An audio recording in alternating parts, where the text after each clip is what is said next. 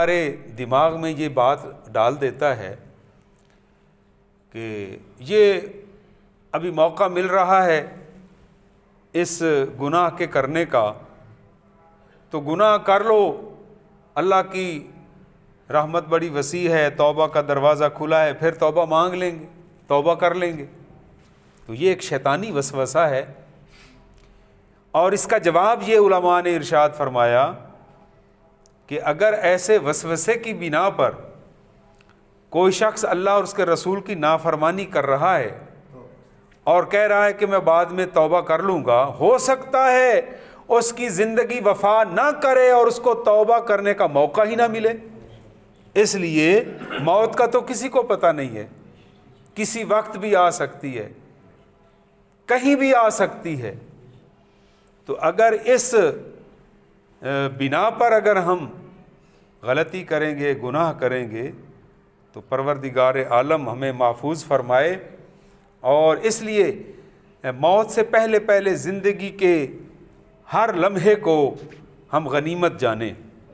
جس طرح بیماری سے پہلے صحت ایک غنیمت ہے، غربت سے پہلے تونگری وہ یا ہاتھ کا کھلا ہونا یہ ایک غنیمت ہے۔ اسی طرح اللہ تعالیٰ نے بے شمار ہمیں نعمتوں سے سرفراز فرمایا ہے،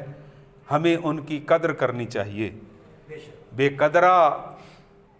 قدرے کو تو انسان نہیں معاف کرتا، انسان کو معاف نہیں کرتا، اور ایک بہت بڑا یہ ایک الزام ہے، ایک بہت بڑی تکلیف دہ بات ہے کہ کسی بھی شخصیت کی یہ انتہائی یہ ایک خامی ہے، ذلت کی انتہا ہے کہ کوئی آپ پر احسان کرے، کوئی آپ پر انعام کرے اور آپ اس کی قدر نہ کریں۔ تو ہم روزمرہ زندگی میں بھی یہ کہتے ہیں کہ فلاں بندہ تو بڑا بے قدرہ ہے، تو انسان کی بات کو برداشت نہیں کرتا۔ رب رحمان سے بڑھ کر ہم پر کون کرم فرمانے والا ہے، جس نے ہمیں سب کچھ عطا فرمایا ہے اور عطا فرما رہا ہے اور ہر وقت عطا فرماتا رہے گا۔ ہم اس کے ہر لمحہ اس کے محتاج ہیں، ایک لمحے کے لیے بھی اس کی رحمت سے ہم منہ نہیں موڑ سکتے، ہر وقت اس کی کرم کے، رحم کے، فضل کے، احسان کے ہم محتاج ہیں، اور وہ اتنا سخی ہے، اتنا کریم ہے، دے کر جتلاتا ہی نہیں ہے، مانگتے جاؤ عطا کرتا جاتا ہے۔ تو یہ شعبان المعظم کا مہینہ، رجب اللہ کا مہینہ، شعبان نبی پاک علیہ الصلاۃ والسلام ارشاد فرماتے ہیں وہ میں محمد کا مہینہ، اور رمضان میری امت کا مہینہ ہے۔ تو یہ شعبان المعظم کے مقدس گھڑیاں گزر رہی ہیں، اور جب بھی شعبان المعظم کا چاند طلوع ہوتا تھا تو نبی اکرم صلی اللہ علیہ وآلہ وسلم رمضان شریف کی تیاریوں میں لگ جاتے تھے کہ یہ عبادت کا مہینہ آ رہا ہے، اور صحابہ کرام بھی حضور کو دیکھ کر اپنے جو دنیاوی کام ہوتے تھے انہیں نمٹانے کی کوشش کرتے تھے کہ رمضان شریف آ رہا ہے، اس میں روزی کے لیے بھی خدمت کرتے رہیں گے، اپنے بچوں کے لیے بھی روزی کماتے رہیں گے، لیکن زیادہ وقت باقی 11 مہینوں کی نسبت زیادہ وقت ہم عبادت میں گزاریں گے۔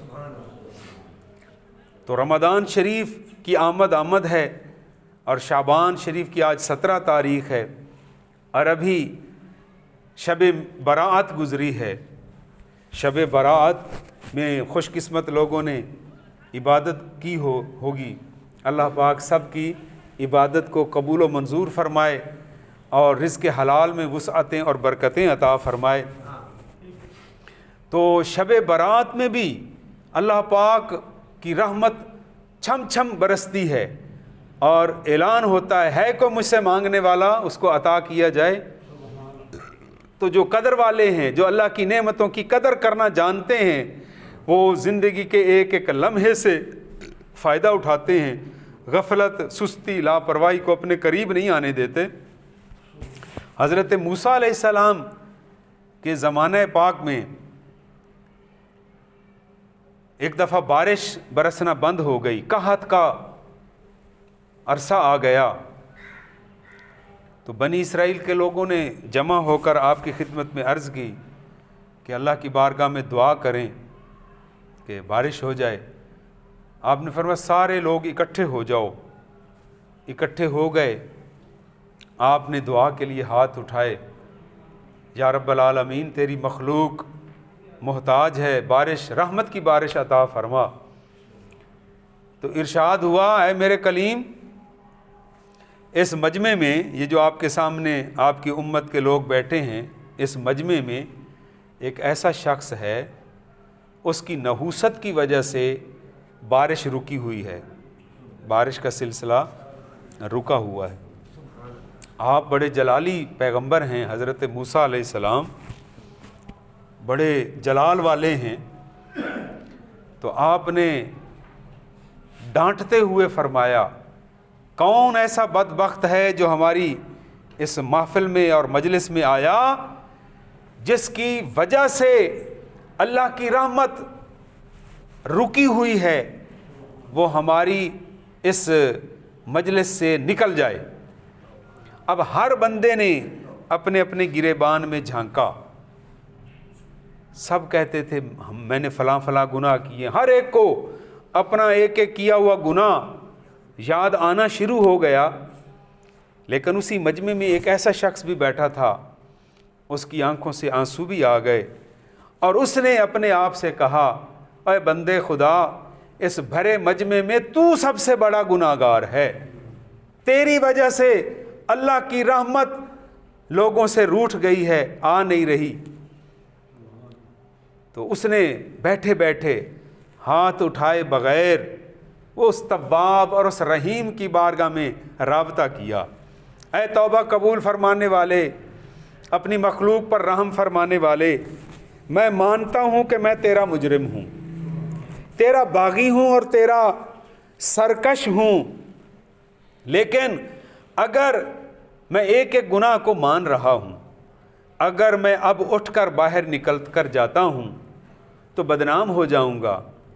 یہ میرے اپنے لوگ مجھے پتھر مار مار کے ہلاک کر دیں گے کہ یہی وہ بد نصیب ہے جس کی وجہ سے بارش نہیں ہو رہی ہے۔ میرے مولا، اگر آج میں میری عزت رکھ، میری توبہ بھی قبول فرما اور میری عزت بھی بچا، لیکن میں سچے دل سے توبہ کر رہا ہوں، آئندہ تیرے حکموں کی نافرمانی نہیں کروں گا۔ اب یہ کہنے کی دیر تھی، دل میں ارادہ کیا، زبان بھی ابھی نہیں ہلائی، یہ الفاظ زبان پر بھی لایا ہوگا، ابھی دل میں ارادہ کیا، مولا میری لاج بھی رکھ لے، مجھے معافی بھی عطا فرما دے۔ بس یہ ارادہ کرنے کی دیر تھی کہ آسمان کے کناروں سے بادل اکٹھے ہوتے آئے، گھٹا بن گئی اور رحمت کی برسات شروع ہو گئی، رم جھم برسات شروع ہو گئی۔ اب بنی اسرائیل کے لوگ کچھ، ہم تو غلامان مصطفیٰ ہیں، ہم تو امت مصطفیٰ ہیں، اللہ نے ہمیں اپنے محبوب کی بارگاہ کا ادب اللہ نے سکھایا ہے، اور فرمایا ان تحبط اعمالکم، اگر تم میرے محبوب کی بارگاہ میں بے ادبی کرو گے، ان تحبط اعمالکم، تمہارے سارے نیک عمل ضبط کر لیے جائیں گے۔ لیکن بنی اسرائیل کے لوگ وہ تھوڑے سے ناشکرے بھی تھے، قرآن پاک میں ان کا جگہ جگہ تذکرہ موجود ہے، اور منہ پھٹ بھی تھے۔ حضرت موسیٰ علیہ السلام سے کہنے لگے، واہ حضرت، ابھی آپ نے فرمایا کہ بارش ایک بندے کی وجہ سے نہیں ہو رہی، تو یہ کیا ہے، یہ بادل کہاں سے آ رہے ہیں اور برسات ہو رہی ہے، ہم اپنی آنکھوں سے بارش کے قطرے دیکھ رہے ہیں، ہمارے اوپر بارش ہو رہی ہے۔ اللہ کی بارگاہ میں حضرت موسیٰ علیہ السلام نے عرض کی، میرے مولا تیری حکمت تو ہی بہتر جانتا ہے، یہ کیا رنگ ہے، ابھی کیا حکم ہوا اور اب بارش ہو رہی ہے، یہ تیرے بندے مجھ سے سوال کر رہے ہیں، اور کچھ تو جھٹلانے کی کوشش کر رہے ہیں جو بے ادب سے لوگ ہیں۔ تو اللہ کی بارگاہ سے حکم ہوا، اے میرے کلیم، جو آپ نے پہلے کہا وہ بھی سچ کہا، اور جو اب کہنے والے ہیں وہ بھی سچ ہے۔ تھوڑی دیر پہلے جس بندے کی وجہ سے بارش نہیں ہو رہی تھی، اب اسی کی وجہ سے بارش ہو رہی ہے۔ مولا کیسے؟ فرمایا کہ اس نے مجھ سے صلح کر لی ہے، اس نے مجھ سے معافی مانگ لی ہے، مجھ سے توبہ کر لی ہے۔ میں تواب بھی ہوں، رحیم بھی ہوں، میں اس کے گناہوں کو دیکھوں یا اپنے کلیم کو دیکھوں؟